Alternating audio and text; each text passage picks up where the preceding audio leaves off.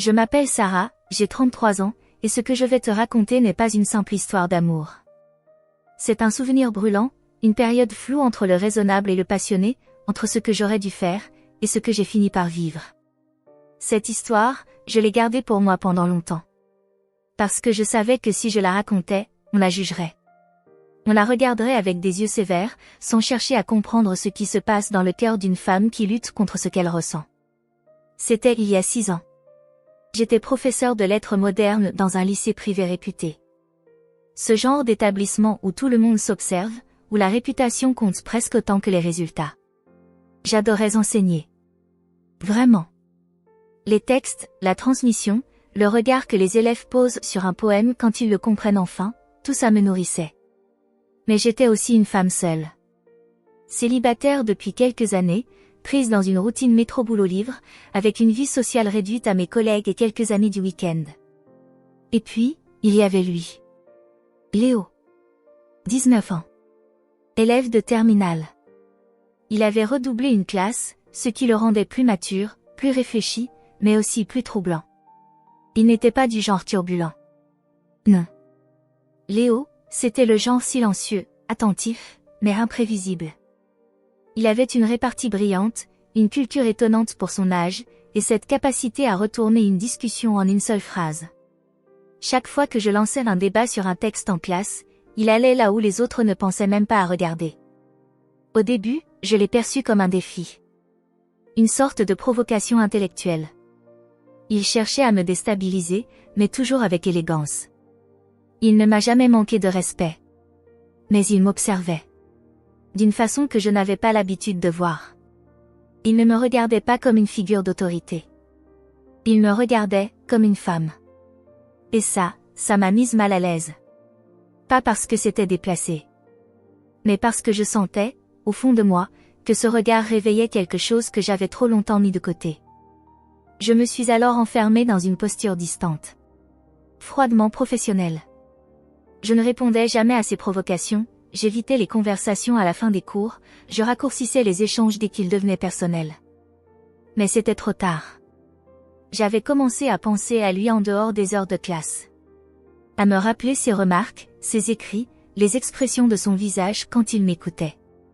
Et lui, de son côté, continuait de m'envoyer des signaux discrets. Rien d'ouvertement explicite. Juste cette façon de rester un peu plus longtemps après les cours. Ces phrases lancées au détour d'une discussion, je me demande parfois si vous êtes heureuse, vous avez quelque chose de triste dans les yeux quand vous parlez d'amour. Il lisait mes silences.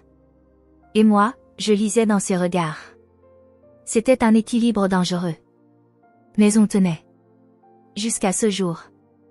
Il avait rédigé une dissertation sur le thème du désir et de la raison. C'était brillant. D'une maturité folle. À la fin de sa copie, il avait ajouté une citation manuscrite, hors sujet, mais impossible à ignorer, les sentiments qu'on refoule ne disparaissent jamais. Ils attendent, silencieusement, qu'on baisse la garde. J'ai gardé sa copie dans mon sac toute une nuit. Je l'ai lu et relu, incapable de fermer les yeux. C'était un appel. Une main tendue. Et moi, j'étais à 2 doigts de la saisir. Mais je ne l'ai pas fait. J'ai décidé de m'éloigner. Pendant plusieurs semaines, j'ai gardé mes distances. Il l'a senti. Il a arrêté de venir me parler à la fin des cours.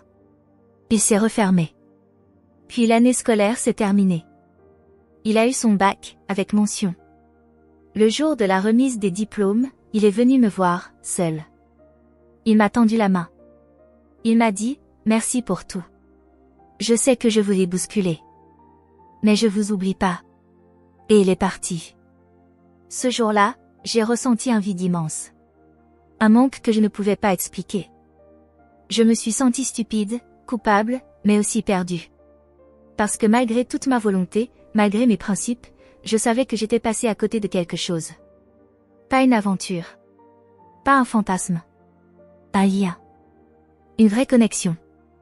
Pendant les 2 années qui ont suivi, j'ai repris ma vie. Nouveaux élèves, nouveaux programmes. Mais rien n'était plus pareil. Je donnais mes cours comme avant, mais j'étais ailleurs. Parfois, je repensais à Léo. Je me demandais ce qu'il devenait. S'il m'avait oublié. Puis un jour, alors que je participais à un petit salon du livre pour présenter un essai que j'avais coécrit, je l'ai vu. Léo. Plus homme. Moins adolescent. Plus posé, plus calme, mais toujours ce regard qui m'avait renversé.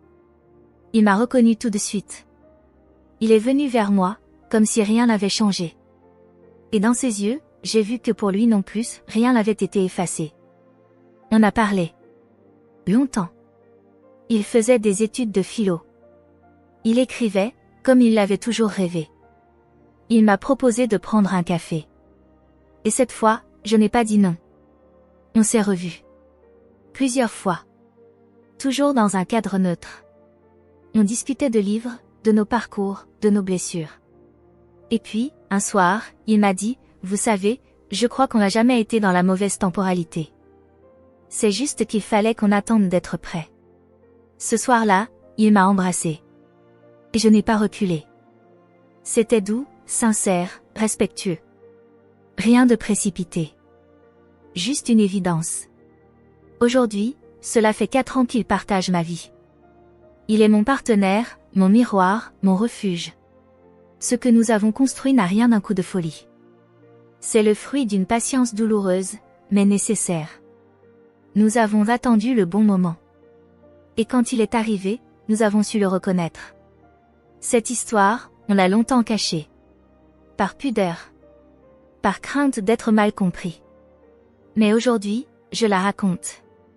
Parce qu'elle mérite d'exister. Parce que l'amour, le vrai, ne suit pas toujours les règles qu'on lui impose. Parfois, il se cache dans les regards qu'on évite. Dans les silences qu'on tait. Et quand il revient, il peut tout réparer.